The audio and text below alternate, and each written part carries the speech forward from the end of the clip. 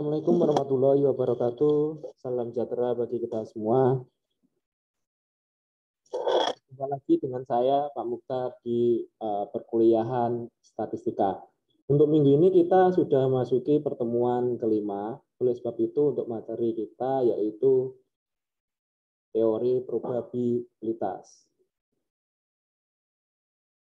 Adapun konsep-konsep probabilitas, yaitu dibagi menjadi berapa ini. Pertama adalah pengertian probabilitas, istilah-istilah dalam probabilitas, aturan probabilitas, sama penggunaan diagram pohon untuk menyusun dan menghitung probabilitas. Ini pengertian, definisi dari probabilitas. Probabilitas adalah ukuran dari kemungkinan bahwa sebuah peristiwa di masa depan yang akan terjadi. Jadi probabilitas itu adalah suatu kemungkinan, gitu ya, bahasa sederhananya. P dalam kurung A itu dibacanya adalah peluang probabilitas bahwa kejadian A terjadi.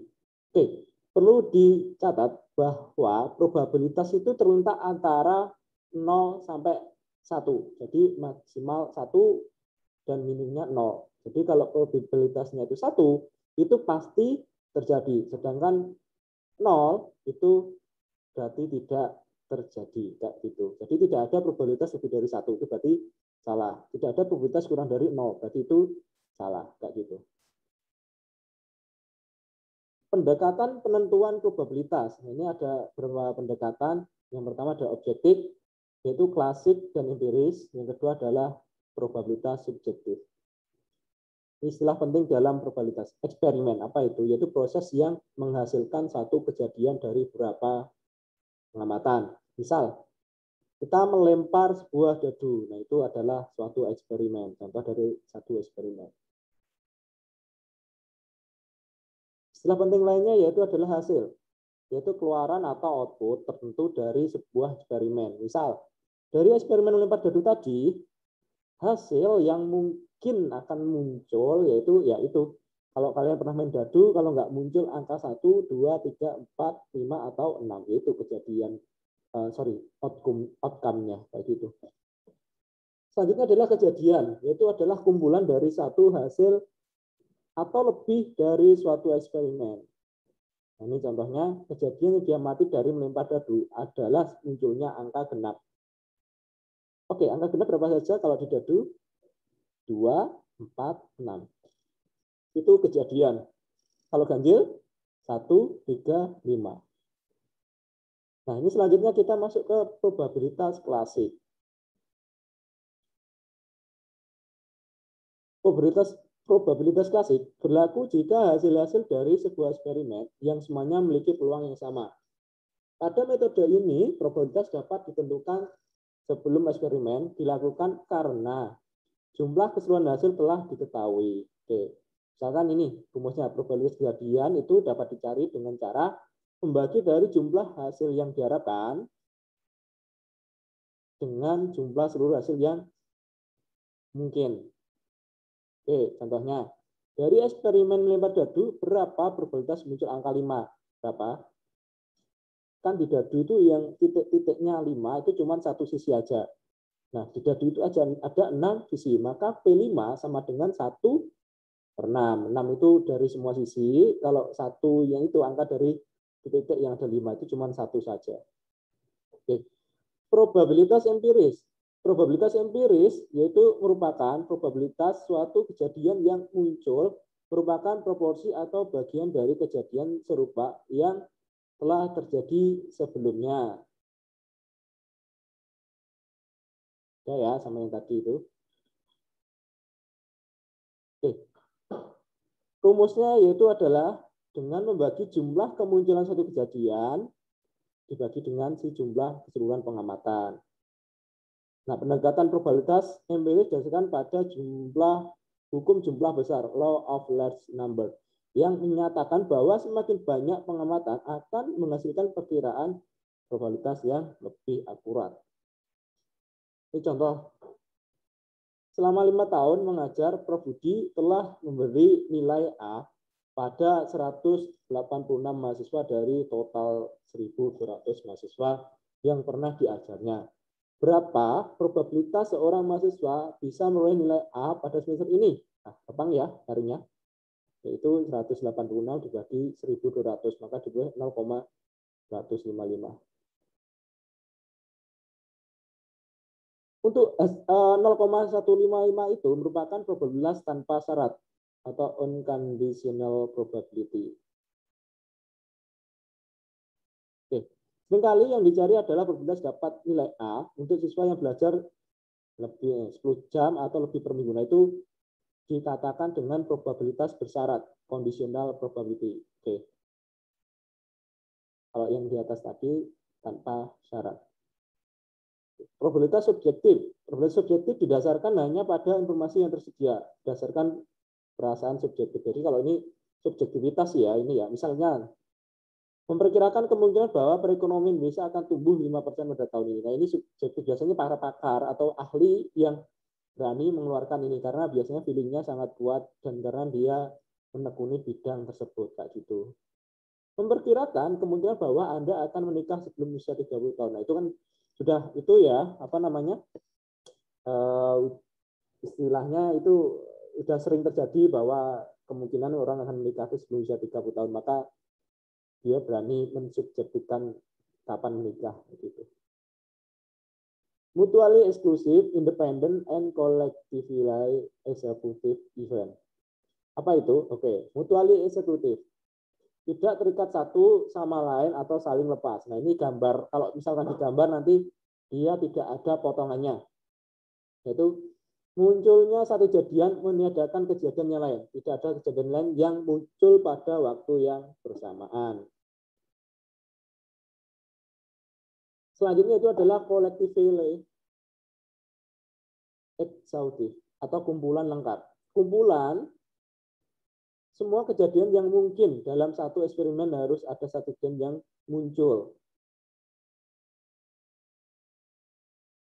Dan ini adalah independen, saling lepas. Munculnya satu kejadian tidak dipengaruhi pada beberapa kejadian lainnya. Untuk kedua kejadian yang berbeda waktunya, gitu ya. Jadi mutually eksklusif sama independen itu letak bedanya pada waktu ya. Oke, jadi amati sendiri.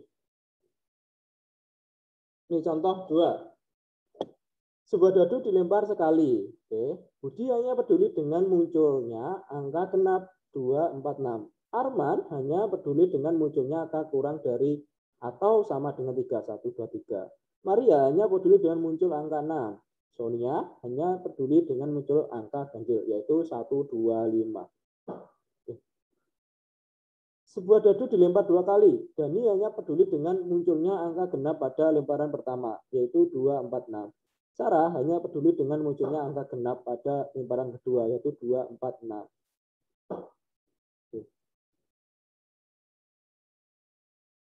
Eksperimen. Nah, ini dari soal tadi, eksperimen adalah melempar dadu. Hasil yang mungkin adalah angka 1, 2, 3, 4, 5, 6. Ini kejadian atau event. Bagi Budi, munculnya bilangan genap, yaitu 246. Bagi Arman, munculnya angka kurang dari atau sama dengan 3, 1, 2, 3. Untuk Maria, munculnya angka 6. Oke. Untuk Sonia, yaitu ganjil 1, 3, 5.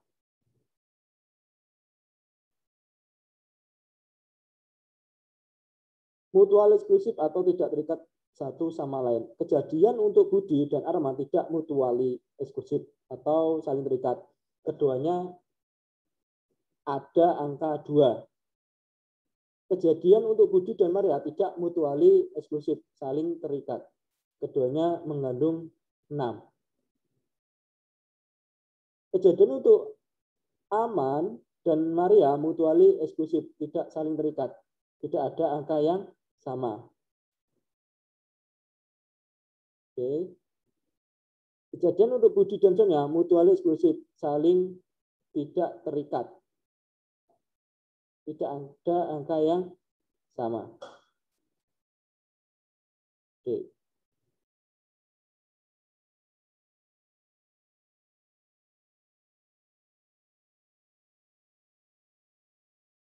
Independen atau saling bebas. Munculnya satu kejadian tidak berpengaruh pada progres kejadian lain. Ini peluang A dan B sama dengan, untuk independen ya, sifatnya yaitu peluang A kali peluang B. Nah ini tidak independen atau tidak saling bebas. Contohnya dari tadi yaitu antara kejadian Bumi dan Arman, antara kejadian Budi dan Maria, antara kejadian Arman dan Maria, antara kejadian Budi dan Sonia, itu tidak independen. Sedangkan yang independen yaitu adalah Dani dan Sarah. Nah, oke, sebab itu peluang Dani dan Sarah yaitu bisa dicari dengan peluang Dani dikalikan peluang Sarah. Oke, sekarang collectively exclusive atau kumpulan lengkap, kumpulan semua kejadian yang mungkin. Kejadian untuk Budi angka genap dan kejadian untuk Sonia angka ganjil adalah collectively exclusive atau kumpulan lengkap semua hasil yang mungkin terjadi 1 sampai 6 tadi. Untuk Budi dan untuk Maria bukan collective exclusive atau bukan kumpulan lengkap. Oke, bisa dicek kenapa itu. Coba di scroll ke atas lagi Budi sama Maria. Oke, sekarang kita ke struktur probabilitas dua kejadian yang tidak saling terikat. Oke, union, yang pertama union, istilah union itu atau itu bisa dibilang juga gabungan. Simbolnya adalah U gitu ya, itu ke atas gitu. Intersection atau dan, intersection sama dengan dan, sama dengan irisan, itu simbolnya kayak N ya, kayak N atau U dibalik. Contoh, ini ya sifatnya. Jika diketahui X, 1, 4, 7, 9, dan Y, yaitu 2, 3, 4, 5, 6, maka X union Y atau X gabungan Y sama dengan, ini semua ya, berarti dimasukkan semua. Yaitu 1, 2, 3, 4, 5, 6, 7, 9. Kebetulan tidak ada yang sama. Ada yang sama yaitu 4. Tapi 4-nya cukup ditulis satu kali karena dia union tuh menggambarkan semua yang ada, tapi tidak menentukan berapa kalinya kayak gitu. Sekarang yang tirisan kita cari yang sama dari X, Y. X tirisan Y sama dengan 4 karena X punya 4, Y juga punya 4. Maka tirisan X dan Y sama dengan 4. Kalau digambarkan union itu sebelah kiri ini, kalau tirisan digambarkan sebelah kanan ini. Kalau gabungan ini di bold semua, jadi yang sama itu dihitung tetap 1. Jadi tadi yang sama kan ada 4, XY ada 4, berarti tetap dihitung 1. Terus kalau yang union, yang irisan, yang di bold warna ungu ini itu adalah 4. Nanti intinya 4, karena X dan Y punya 4. Oke, sekarang aturan probabilitas berlaku untuk dua kejadian A dan B yang mutually eksklusif, tidak saling terikat, maka probabilitas kejadian A atau B adalah jumlah probabilitas keduanya. Peluang A atau B itu dapat dicari dengan sama dengan PA plus BB. Contoh, Emprit Airway mengumpulkan data penerbangan dari Surabaya ke Jakarta. Ini kedatangannya dikategorikan menjadi 4, yaitu lebih awal, tepat waktu, terlambat, dibatalkan, dengan frekuensi di kolom sebelah kanannya. Total penerbangan sebanyak 1000. Oke. Jika A adalah kejadian pesawat datang lebih awal, maka peluangnya sama dengan 100 dibagi 1000 sama dengan 0,1. Jika B adalah kejadian pesawat terlambat, maka 75 bagi 1000, 0,075. Probabilitas pesawat datang lebih awal atau terlambat. Nah, itu dapat dicari dengan rumus yang atasnya tadi itu. Oke. PA atau B itu sama dengan PA plus PB. 0,1 ditambah 0,07 sama dengan 0,17 atau 0,175. Itu ya, itu untuk aturan probabilitas di mana kejadian A dan B yang mutually eksklusif atau tidak saling terikat. Jadi bisa menggunakan rumus penjumlahan ini. Selanjutnya adalah the complement rule. Aturan komplement dipergunakan untuk menentukan probabilitas suatu kejadian dengan mengurangi probabilitas tidak munculnya kejadian tersebut dari 1. Oke. Ingat ya bahwa probabilitas itu dijumlahkan harus hasilnya maksimal 1. Jadi kalau lebih dari satu salah, itu kalau dari satu masih salah juga. Jika PA adalah proporsi jadian A dan P, nah ini bacanya adalah komplement dari A atau biasanya disimbolkan juga dengan PA pangkat C, itu adalah komplement. PA ditambah P komplement A dari A sama dengan 1. Maka PA sama dengan 1 dikurangi PA komplement. Nah ini kalau digambarkan seperti ini. Ini PA itu yang kuning, yang komplementnya adalah yang warna biru. Ini contoh soalnya. Gunakan aturan komplement untuk menentukan probabilitas pesawat lebih awal atau terlambat. Oke. PA atau B sama dengan 1 min P, C atau G. Ya. Jika C adalah kejadian pesawat datang tepat waktu, maka PC sama dengan 800 dibagi 1000, sama dengan 0,8. Jika D adalah kejadian pesawat dibatalkan, maka peluangnya 25 bagi 1000, yaitu 0,025. Maka PA atau B sama dengan 1 min, tadi kembali ke rumus atas, P dikurangi 1 min C gabungan D atau D, maka ditulis 1 dikurangi 0,8 plus 0,025, yaitu ditulis 0,1,75. Selanjutnya, oh ini gambarnya tadi, ini kalau ditulis secara matematiknya ini gambarnya. Ini CD itu yang kuning-kuning ini, oke, terus yang peluang A atau B itu yang biru ini. Kalau digambarkan seperti itu. Karena dia komplement ya. Oke. Aturan penjumlahan umum. Jika A dan B adalah dua kejadian yang tidak mutuali eksklusif, maka peluang A atau B adalah, nah ini sifatnya. Kalau dia tidak mutualistik berarti ada irisannya, seperti ya. Irisannya yaitu adalah ini, PAB. Jadi peluang A atau B dapat dicari sama dengan peluang A ditambah peluang B dikurangi peluang A irisan B. Nah ini kalau digambarkan. Peluang A itu yang kuning ini sampai ini terus B itu ini sampai sini. Oleh sebab itu gabungan ini peluang A B itu harus dikurangi, setelah dijumlahkan harus dikurangi A dan B ini. Contoh, satu sampel yang terdiri dari 500 siswa, 320 memiliki stereo, 175 memiliki TV, dan 100 memiliki keduanya. Oke, ini kalau digambarkan ya. Berarti yang memiliki keduanya yang dan tadi itu 100 kayak gitu. Ini informasi awalnya. Oke. Satu sampel yang terdiri dari 500 siswa, 320 memiliki stereo, 175 memiliki TV, dan 100 memiliki keduanya. Oke. Jika satu siswa diambil secara acak, berapa probabilitas seorang siswa hanya memiliki stereo, hanya memiliki TV, dan memiliki stereo dan TV? Oke, ada 3 pertanyaan. Oke, peluang dari S sama dengan 320 dibagi 500. 500 ada totalnya tadi ya mahasiswa. 0,64.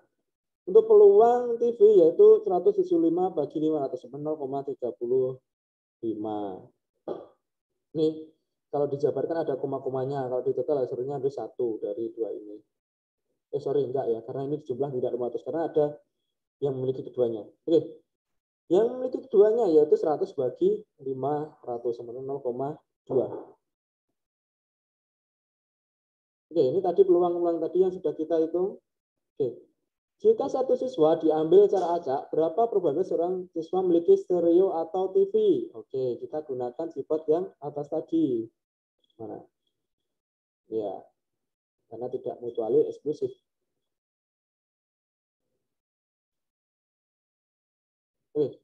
PS atau peluang S atau T sama dengan dapat dicari PS plus PT dikurangi P peluang dari irisan S dan T atau irisan T. Ini irisan yang N balik itu ya. Yang U dibalik yang PN. Itu sama dengan 0,64 ditambah 0,35 dikurangi 0,2 maka dapat 0,7. Selanjutnya adalah probabilitas gabungan atau joint probability. Probabilitas gabungan atau joint probability mengukir kemungkinan dua atau lebih kejadian terjadi bersama-sama. Misalnya, dalam 3 kejadian seorang siswa memiliki stereo dan TV di kamarnya. Terus P dadu 5 dan dadu 6 sama dengan 0 karena dua kejadian tersebut mutually eksklusif. Aturan perkalian khusus. Ini aturan perkalian khusus berlaku untuk dua kejadian A dan B yang independen atau saling bebas. Dua kejadian A dan B independen atau saling bebas jika munculnya salah satu kejadian tidak berpengaruh pada probabilitas munculnya kejadian yang lain. Aturan perkalian khusus. P, A, dan B sama dengan P kali A kali PB. Itu untuk rumus kejadian A dan B yang independen atau saling bebas. Berarti P, A, dan B dapat dicari PA dan PB. Beda ya sama yang atas tadi ya. Tolong diperhatikan kenapa tadi. Oke, mana ya? Yes, mana?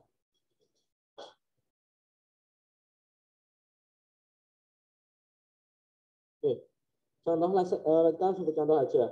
Budi punya 2 saham IBM dan General Electric atau GE.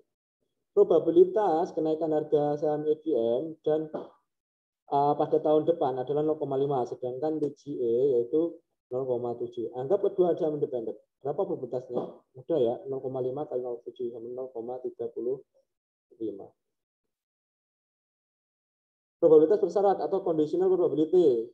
Probabilitas bersyarat atau conditional probability adalah probabilitas munculnya suatu kejadian apabila diketahui kejadian lain telah terjadi sebelumnya.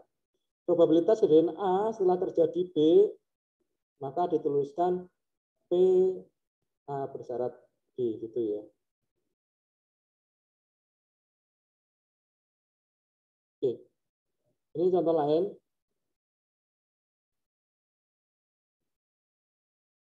Ini peluang dari perempuan dari mahasiswa manajemen. Ini peluang dari perempuan dari SD perempuan kayak gitu. Jadi ini kita nyarinya manajemen dulu baru perempuan. Ini yang hasil SD baru perempuan. Aturan perkalian umum. Untuk aturan umum digunakan untuk menentukan probabilitas gabungan dari dua kejadian. Tentunya dua kejadian yang tidak saling bebas. Aturan ini menyatakan untuk dua kejadian A dan B, probabilitas gabungan kedua kejadian diperoleh dengan mengkalikan probabilitas A dengan probabilitas bersyarat dari B setelah A terjadi. Wow. Nih, banyak ya materinya ya. Oke, ke probabilitas gabungan P, A, dan B. Nah, ini dapat dicari. P, A, dan B sama dengan peluang A dikalikan peluang B syarat A. Itu ya, maksudnya A jadi dulu baru B. Jadi juga untuk peluang A dan B, maka dapat dicari juga yaitu dengan PB dikalikan PA garing B itu, atau bersyarat B itu. Ini contohnya, bisa dilihat sendiri. Ini contoh langsung aja. Dekan Fakultas Ekonomi mengumpulkan informasi mahasiswa satu di fakultasnya. Ini ada laki-laki, ada perempuan, sama jurusan total. Nah, itu total untuk yang kolom paling kanan itu total untuk jurusan. Terus yang total untuk baris bawah sendiri adalah untuk jenis kelamin. Yang paling pojok kanan bawah itu ada total keseluruhan observasinya. Oke, jika seorang mahasiswa dipilih secara acak, berapakah probabilitas bahwa mahasiswa tersebut adalah perempuan? Jurusan akuntansi. Oke ya. Jika mahasiswa tersebut perempuan, berapa probabilitas mahasiswa tersebut dari jurusan akuntansi?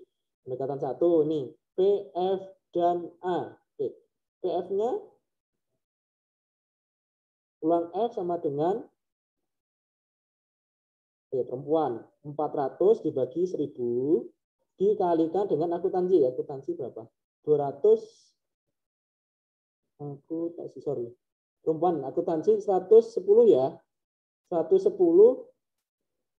dibagi 100, maka P, F, dan A yaitu perempuan akuntansi jurusan perempuan jenis kelamin perempuan jurusan akuntansi yaitu sebanyak peluangnya yaitu 0,11.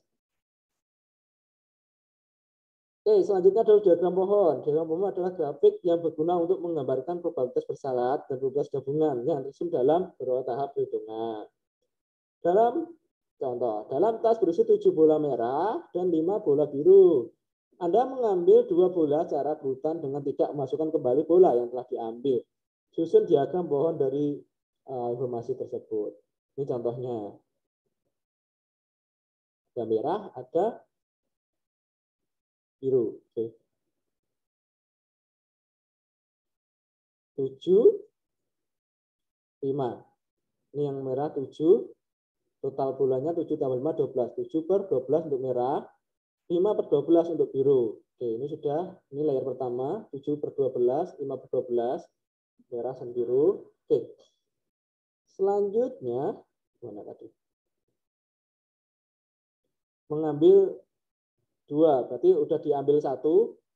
Berarti berkurang ya.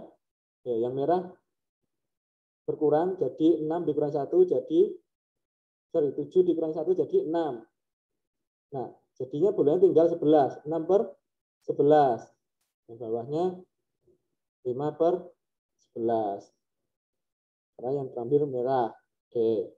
Misalnya yang terambil yang biru bawah ini. Oke, ini yang atas pancet 7 per 11. Ini 7 karena bolanya masih 7. Yang bawah yang biru hilang 1. Nah, 5 dikurangi 1 sama dengan 4. Bulannya sudah terambil 1 nih, 12 tadi, jadi tinggal 11. Berarti 4 per 11. 4 tambah 7, 11. Nah ini layer keduanya. Itu untuk diagram pohonnya itu untuk mempermudah kita sih. Diagram tree diagram. Oke. Ini contohnya, ini contoh lagi sih. Ini sama seperti tadi. Diagram pohon menggambarkan dengan jelas hubungan antara probabilitas gabungan dan probabilitas bersyarat. Anggap A, B adalah kejadian bola merah pada pengambilan pertama. A yang pertama, B yang kedua. Maka peluang PA sama dengan 6 per 11. 6 per 11. PA sama dengan 7 12. Nah, ini layar pertama itu pengambilan pertama, ini pengambilan kedua. Maka peluangnya berapa? Yaitu tinggal naikin aja, yaitu 6 per 11 kalikan 7 per 12. Ini sudah kita hitung komponennya tadi. Tuh, itu penjelasan dari sini, ini contoh aplikasi penerapan soalnya. Itu masih mudah ya. Oke, sekarang bias rule atau aturan bias. Nah, ini udah apa lagi ya itu. Oke, untuk aturan bias itu dapat dicari. Nah, itu untuk mutually exclusive event atau kejadian yang saling mutually eksklusif. Untuk K kejadian dapat dicari dengan rumus ini. PBI ini A, berarti bersyarat A. Oke, itu dapat dicari dengan rumus ini. Ini nanti bisa diterapkan. Dan ini dipelajari siapa tahu nanti di UTS 2. Oke ya. Ini contohnya. Perusahaan manufaktur MP3 player pada 2 perusahaan. Perusahaan 1 produksi 60%, dan perusahaan 2 produksi 40%. 40% ya. Perusahaan 1 60%, perusahaan 2 6%. 2% yang dari perusahaan 1 itu defektif. Sedangkan perusahaan 1% nah itu dari perusahaan 2-nya itu defektif. Untuk MP3 player ini akan diseleksi secara random dan ditemukan yang defektif dan cacat. What is the probability it come from factory 1? Nah itu bisa kita cari ini probabilitasnya ini. Ini kita gambarkan diagramnya. Oke, ini peluang dari factory 1 tadi 0,6 60%, factory 2 yaitu 0,4 yaitu 40% tadi. Oke. Dari sini kita kembangkan lagi untuk layer kedua yaitu untuk yang defektif, bahwa yang defektif dari perusahaan 1 yaitu 0,2 itu 2% tadi. Mana kata-katanya 2%, nah ini 2%. Yang good 1 kurangi 0,2 sama dengan 0,98. Terus dari perusahaan 2 yang cacat tadi 1%, ini informasinya 1%. Yang good 0,99%. Maka peluang dari ID sama dengan PI ini berarti 0,6. Oke, 0,6 ini dikalikan 0,2 dibagi dengan 0,6 dikali 0,2 cacatnya yang tadi ini yang untuk faktor 2 0,4 dikalikan 0,1 sama dengan 0,75. Pelajari, siapa tahu nanti keluar di UTS. Oke. Prinsip-prinsip menghitung. Rumus perkalian menyatakan bahwa jika ada M cara untuk melakukan satu hal dan N cara untuk melakukan hal yang lain, maka ada M kali N cara untuk melakukan keduanya. Jumlah total susunan yaitu M kali N. Budi punya 10 baju dan 8 dasi. Berapa pasangan baju dan dasi yang dimiliki? Itu 80. Oke. Prinsip-prinsip hitung lagi. Permutasi, apa itu? Kalau permutasi, susunannya apapun dari R objek yang dipilih dari sekelompok N objek yang ada. Oke. Kalau permutasi itu memperhatikan susunan. Ini note atau yang perlu garis bawahi. Nanti ada lagi kombinasi. Kalau kombinasi tidak memperdulikan urutan. Kalau permutasi dia memperdulikan urutan. Oke, rumus dari permutasi yaitu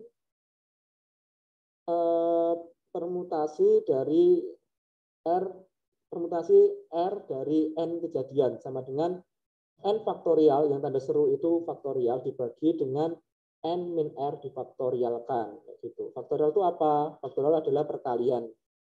Oke, nanti saya jelaskan pas contoh soalnya aja.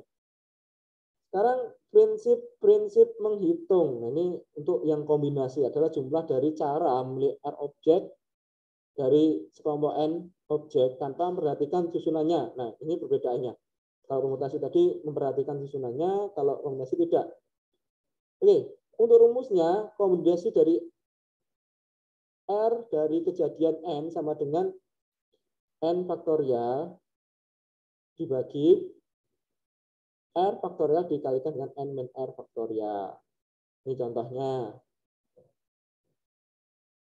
Ada 12 pemain di tim basket Stesia. Pelatih harus memilih 5 pemain di antara 12 pemain tersebut untuk bermain di kuarter pertama. Ada berapa banyak kelompok yang berbeda? Oke, di sini ada nggak? Dibilang nggak untuk susunannya? Tidak ada ya. Oleh sebab itu kita gunakan kombinasi. Oke. Kombinasi kombinasi 5 dari 12, maka boleh ini. Oke. Saya akan mengajarkan dari mana sih 12 faktorial itu, cara menghitung 12 faktorial itu. Sebenarnya 12 faktorial itu dapat dicari dengan 12 kali 11 kali 10 kali 9 kali 8 kali 7 kali saya share ke kali 7 kali 6 kali 5 kali 4 kali 3 kali 2 kali dikali 1. Nah, 12 11 10 9 8 7 6 5 4 3. Itu adalah 12 faktorial atau cara cepatnya mungkin kayak gini ya. Ini cara cepat di Excel. Nah, ini sama enggak? Oh, sama ya. Itu cara cepatnya. Kalau kalian pakai Excel, pakai fact 12. Ini cara manual. Nanti kalau ngitung ini 12 kali 11 sampai kali 1 itu. Itu faktorial. Itu ya, nanti cara ngitung faktorialnya seperti itu. Oke, saya kembalikan lagi. Oke, itu tinggal masukkan rumus tadi untuk kombinasi. Nah, ini R-nya 5. Di sini tinggal 5. Kita mengkombinasikan 5 kombinasi. 5 dari 12. 12 dikurang 5 faktorial. Berarti berapa? 5 faktorial kali 7 faktorial. Maka hasilnya itu 762. Gampang ya? Oke, Kak. Itu. Kita cocokkan hitung.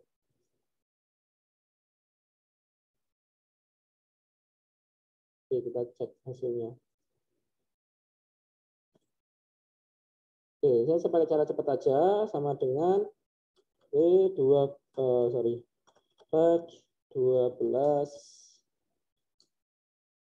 dibagi P5 dikali 7 itu ya. 7.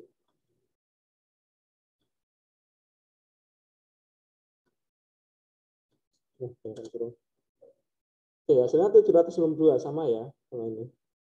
Kayak gitu, itu rumusnya. Oke, itu tadi untuk kombinasi. Selanjutnya untuk permutasi. Nah, ini misalkan bahwa selain memilih grup pemain, pelatih juga harus mengurutkan peringkat masing-masing pemain dalam line up awal sesuai dengan kemampuan mereka. Oke, ini ada unsur-unsur kata-kata peringkat sehingga kita menggunakan permutasi. Oke, ini permutasi 5 dari 12. Ini tinggal masuk-masukkan di rumus tadi itu. Cara hitungnya sama, kombinasi bisa menggunakan Excel atau manual.